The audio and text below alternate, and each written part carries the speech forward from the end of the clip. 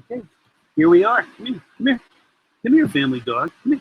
Come here. We always try to be on time. Hey, everybody, this is Mark. How are you?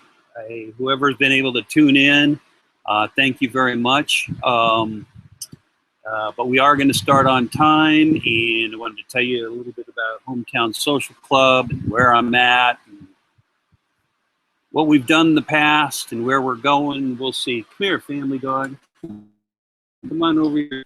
Make an appearance. I'm going to move this for a second. And here is the one and only family dog. Come here. Come here. Come here. Come here. Come here. Don't be bashful. Don't be bashful.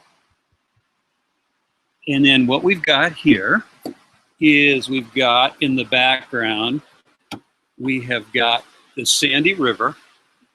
I don't know if you can see the river from there. But we're in Welch, technically Welch's, Oregon. And this is Mount Hood Villages. About, I don't know, 15 minutes from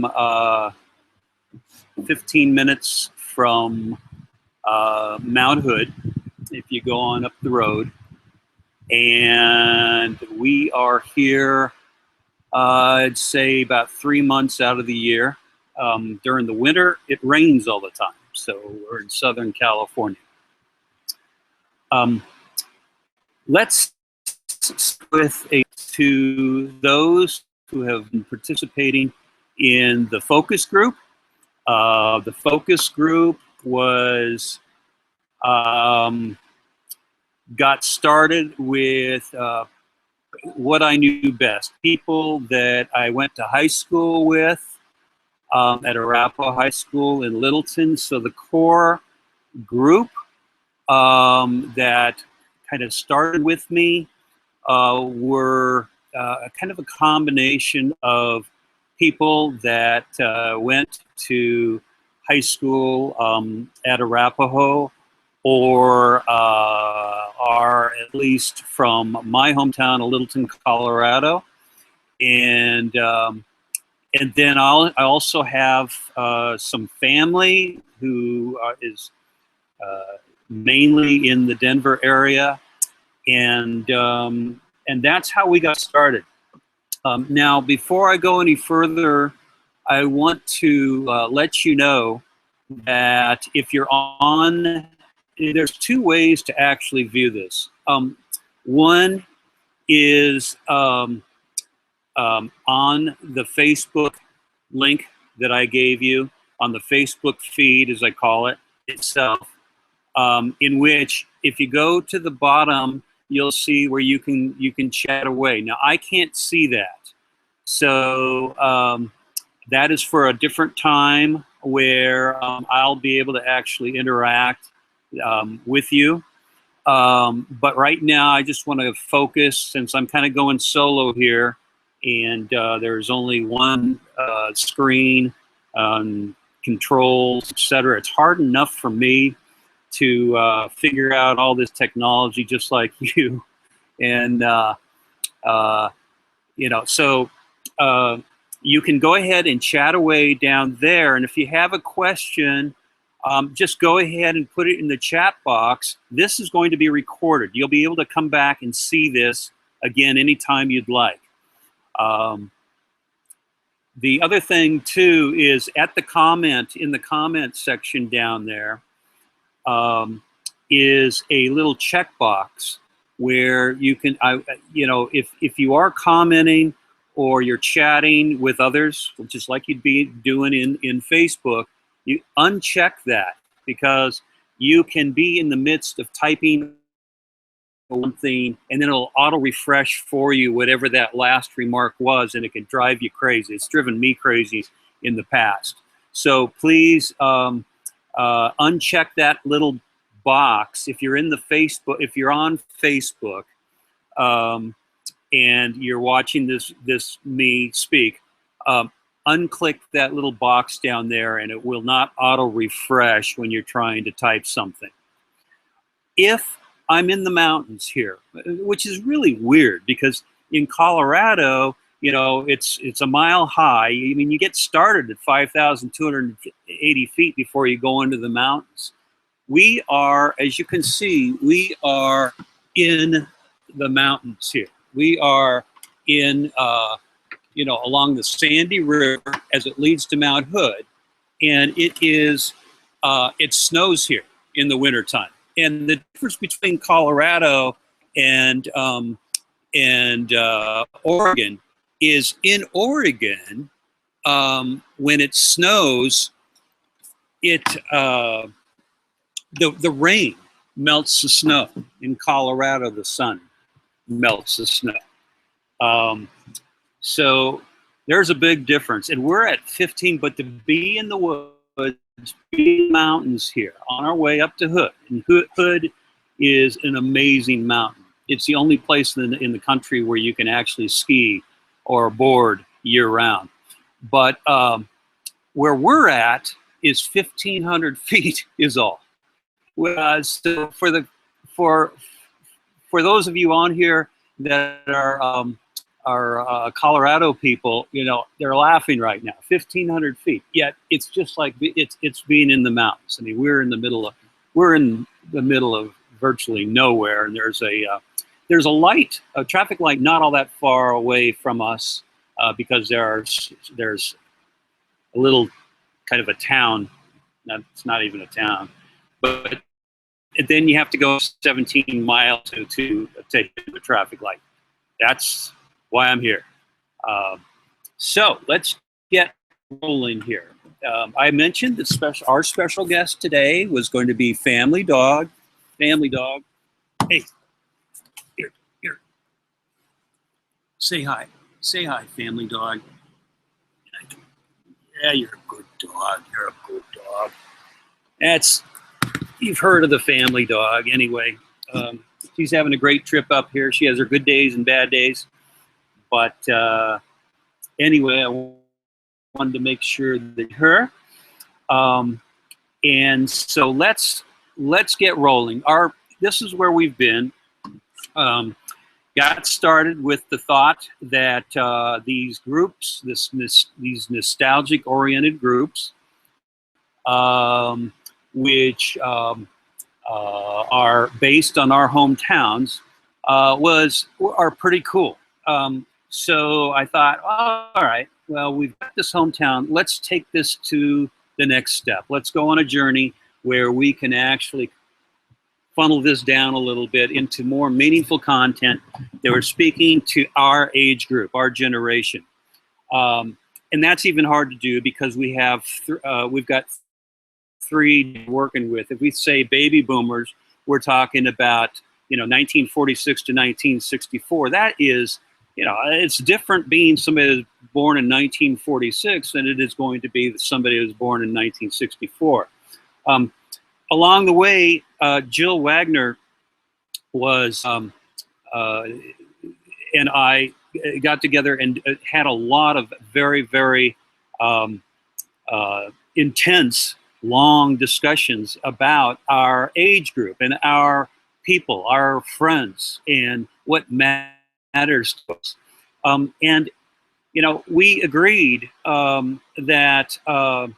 that music is a huge pillar of what HSC is all about. Music is huge. And so there isn't a day that goes by that I don't post something about music or somebody doesn't post about something about music. But not everybody is, not everybody is that into music to the point where that's all it can be about. Even Jill has a problem. It's not a problem, but she doesn't know what she wants to listen to. And so some people might be more of the, well, wow, now you've shown me this or whatever, that's great. And that's what DJs were all about in our lifetime. While we were growing up, DJs would provide commentary. They'd provide context to the music that we were listening to. And there was a little bit more information to that. It wasn't just what we have today in this digital world we live in, where it's just a bunch of songs, a list of songs without any particular meaning. I lovingly gave the title Bowling Barrage to John Bowling. There is this group that is not as in, and the Bowling Barrage was when he would take a YouTube and just post a YouTube after another, after another, after another. None of us have the time to listen or to watch all of these YouTubes. And so what I would do is go in and gently say, hey, you know, we've got these songs, and we're posting them in the form of YouTubes, but is anybody really watching all of these YouTubes? No. And the reason is because we don't have the time to do that. But as a lot of people will do, is they'll post a song or what have you and have the memory and the feeling and involve as many senses as possible into this thing and provide a reason why they posted it. Some context as to why that song was important to them. And those people, that when you get to doing that, it's telling the story. It's storytelling. And that's what HSC really wants to be, is we want to tell stories and relate with others on here. We've got a cast of characters. We're in a cast in this play of life, and you know, and we have already got this thing going where we can kind of know to check in and see what's going on a daily. Well, no, and there isn't anything formal about this. I'm out on my deck right now with the river. You can probably hear the river big time in the background. It's probably ruining my sound. You know what? This isn't perfect. And Jill and I have talked a lot about this, is that, hey, you know what? I mean, just, you know, whatever goes, goes. But in the meantime, you know, what we want to do is we want to provide some content that is more than just what is on the, you know, well, you know, you're from Littleton if you remember whatever. And you're talking about, this is an inside joke, but you're talking about a cottage cheese recipe at the Northwoods Inn.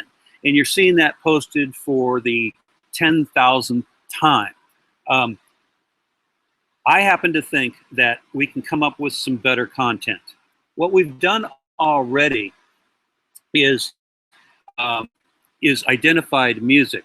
And along the way, you know, I remembered a folk rock duo from my days in the 70s called Batdorf and Rodney. And so I met John Batdorf and invited him to our group. And in the meantime, what he was doing is he was in the midst doing a Kickstarter in which, if for those who do not know, it's crowd funding. It's going out to raise money for whatever project is being done. Well, John, you know, they were discovered by a very huge guy in the music industry in the early 70s while we were in high school. About the same time that the band America was coming out, Seals and Crofts, Brewer and Shipley, you know, there was a lot of folk rock going on, especially in the West Coast, as much as the East Coast. And of course, we had our Boulder stuff going on, Denver Boulder stuff going on, and the Dan Fogelberg era, et cetera. And John Batdorf is an indie musician. He does not these days. Doesn't have a contract with a major label, etc. And he's our age. He's in his 60s, and he was recording. He was raising money in order to record and produce his new album called Beep Beep. And I want to thank you, everybody, for assisting. Brother John, as I call him.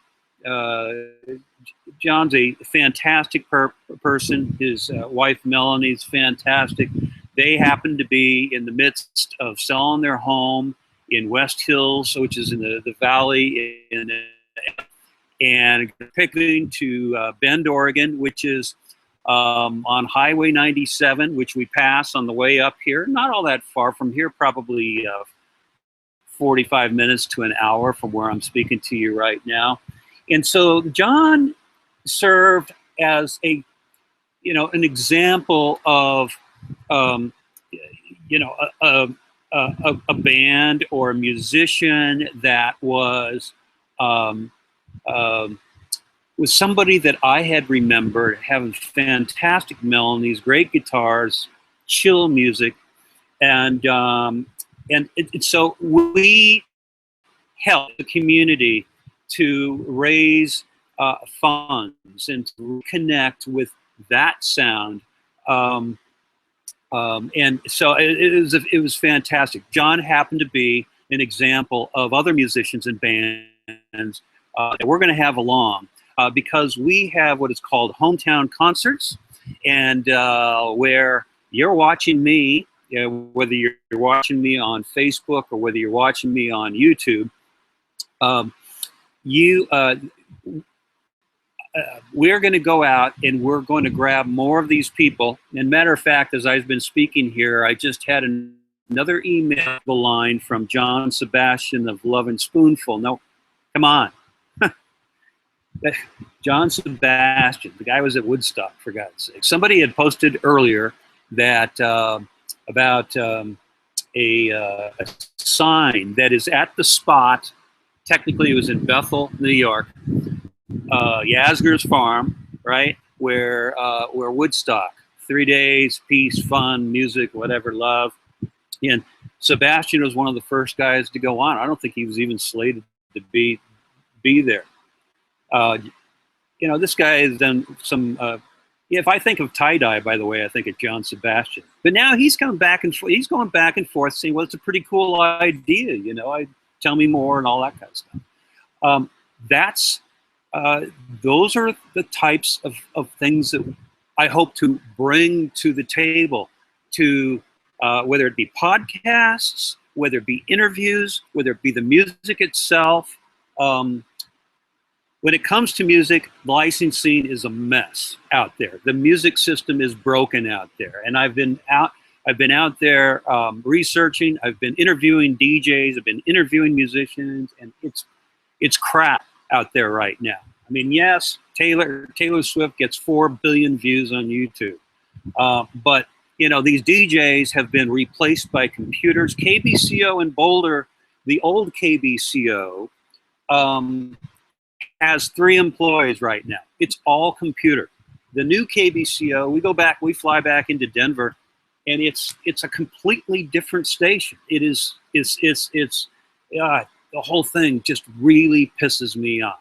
But this is something that I hope to actually rekindle, to actually bring back the spirit, bring back the feeling that we had. Just because we are over 55, I loosely say those of us over 55 come to Hometown Social Club. Even we ain't dead yet, which is one of John's songs. And I'm going to tell you, I'm going to go to Batdorf and say, look, I need one of these songs of yours, as a kind of unofficial official soundtrack to Hometown Social Club. But we're not dead yet, and we're very vibrant. Needs meaningful content to come to. Whenever we're on Facebook, whether it's a daily basis or whether it's once a week, what you're going to feel. Earlier today, I saw Ray Gablish. Now, I met Ray in Southern California town, where it's not a town, it's a big city, and I've lived there for the last 30 years. And Ray, I posted something where, Ray not only is front and center in government in our city of Long Beach, but also she and I are both ex-United Airlines employees. But Ray is, she comes from a community in which the Lions drag strip and like CDR and in Colorado, in the Castle Rock, Colorado Springs area, Continental Divide Raceway. Lions Drag Strip in LA was big. And her husband, God rest his soul, held the land speed record at one point in time. And I can't remember the year. I think I had said 70 or 71.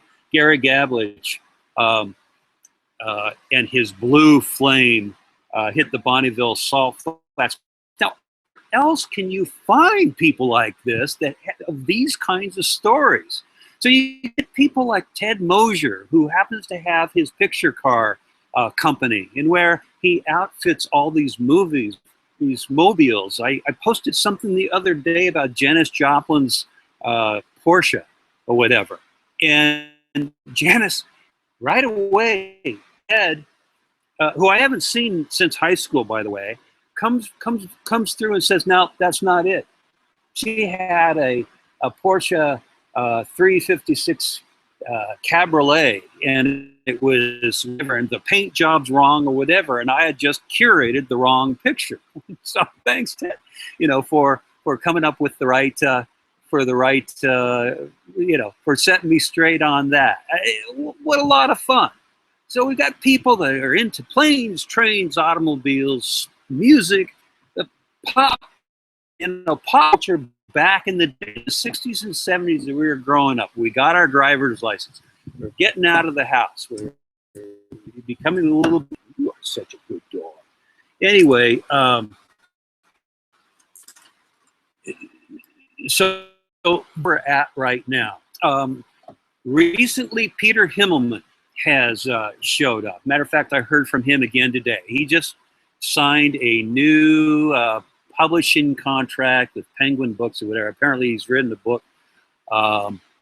This Pete has done a lot of things, and he's not only a musician, but he's also got an MBA. He got his MBA at Kellogg School of Management in Chicago, and guy's bright. He's posting his little morning musings, which is really makes the person think, and it's a type of content that I find kind of taking it to the next step and making you think a little bit more. There is Himmelman is not only does he serve as kind of a philosopher type thing, but he also fills that music bill. The guy's been around. He's from my partner Jill's home state of Minnesota, and so it's going to be great to have him along. There's going to be many more like him that come our way. I'd like to find a home for the DJs that have been replaced by computers, and so I can see podcasts coming our way, where the music is licensed correctly, and where we're paying the artists. The problem I have with that is BMI and ASCAP and those guys, Sound Exchange out there, the ones that are actually serve as the middlemen to pay the musicians. They're kind of like unions in a way that they serve their purpose, but sometimes they can overstep their bounds right now. And we've been kind of unfairly lumped. When I say we've, I'm talking about storytellers or curators, like what HSC does. We either create from scratch or we curate. We go out and get content. And it's not really fair that if now we have a show and we've got a few songs, and now we've got the license police after us. You may have seen 2 or 3 of my test recordings that I'd done using various platforms or whatever. And YouTube, it's amazing what you can find on YouTube, but YouTube's shut me down half the time, and I almost went to YouTube jail. Meaning that now I can't use YouTube for a period of time or whatever. So we're trying to figure all that out. But to get the DJs involved and have them, and they're really good at their craft, is very, very important. Now, as far as Hometown Social Club, this group is no more than if it was a town itself. I mean, what you're seeing is that there will be some other content. And so if you see, a Littleton social club, and you see a Fort Worth social club, and a Jacksonville social, it's all like an affiliate, much like KOA in Denver would be of NBC, okay? And then who we are is the national. We're the NBC, the feed that are feeding out kind of a national content that applies to everybody across the United States in a way that is meaningful to our age group. All right, but each of these hometowns have their own local moderator, their anchor. Carl Akers, where actually did 10 o'clock news, but we're Walter Cronkite.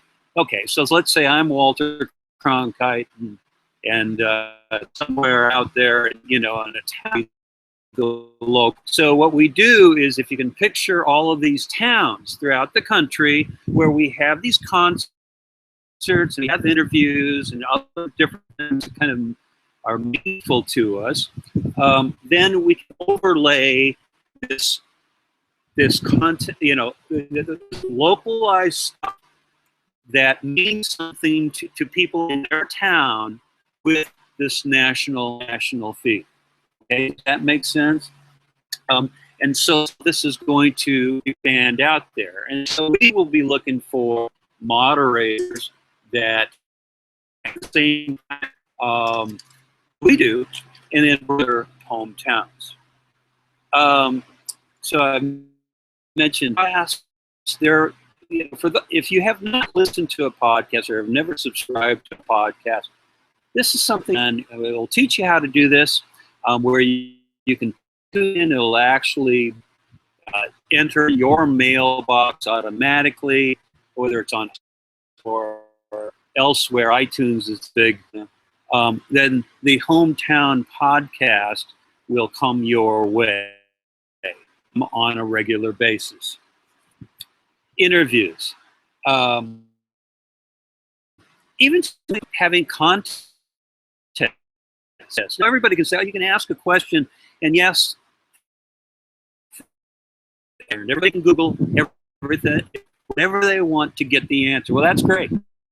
I know I'm going to find a way to ask questions where you better be really swift on Google in order to do this. That's all I can say. And we're going to, Littleton against, there are actually two Littletons. I mean, at least two Littletons. Littleton, Colorado. We can pit one Littleton and another Littleton in trivia. Have a great time. This is all done via your Facebook feed. Let's see where I'm at. We are about, I told you this was going to be, we're about coming up on minute 30, and I don't want to take you too long. This isn't about our past. It's just about, it's not just the nostalgic thing. It's not hearkening back where things were simpler, where we actually knew people's phone numbers. It wasn't on the push. It wasn't on that we just pushed the number, and we don't know that people's telephone numbers now. That's been replaced by having to remember. It is just to apply what we are impacted with today in this world. I mean, just doing this right now. I'm sitting out on my deck using my MacBook Air, using its microphone, using its camera. It's amazing. I've got my PBR, microbrews, but I got lawnmower beer here on purpose, because I have been hammering the deck today, and I'm tired, and that actually cuts through the phlegm.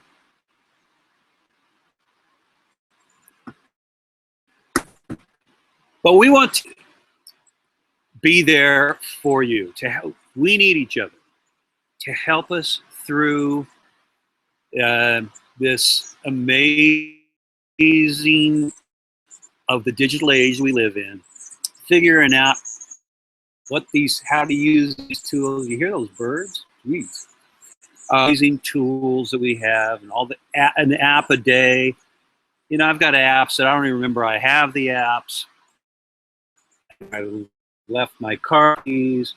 I don't remember how to, and all I know is I'm just talking to myself. I don't even know. I can see how many viewers there are. I'm not talking to myself. We're all in this together. Just recently, I can't get started with names, but just recently, Randy Briscoe suggested a book. And I'm going, well, Randy, you've just invented Hometown Library. Hometown Library. I mean, cool, right? This is our group, and it's only going to get better. Rebecca O'Day, however you want to spell Rebecca. I know her as Becky. She's the inspiration behind Hometown Gallery. You know, I when it comes to Instagram and it comes to a lot of these, I know I've been involved with some pretty interesting businesses, and I've been involved with technology in certain ways. I'm still an idiot. I'm a late comer to Instagram, but thanks to several of you. Matter of fact, of the people that answered the question, half of you said, "Yeah, I use Instagram. It's really cool." And Becky said, "Hey, this is my respect for Becky is so."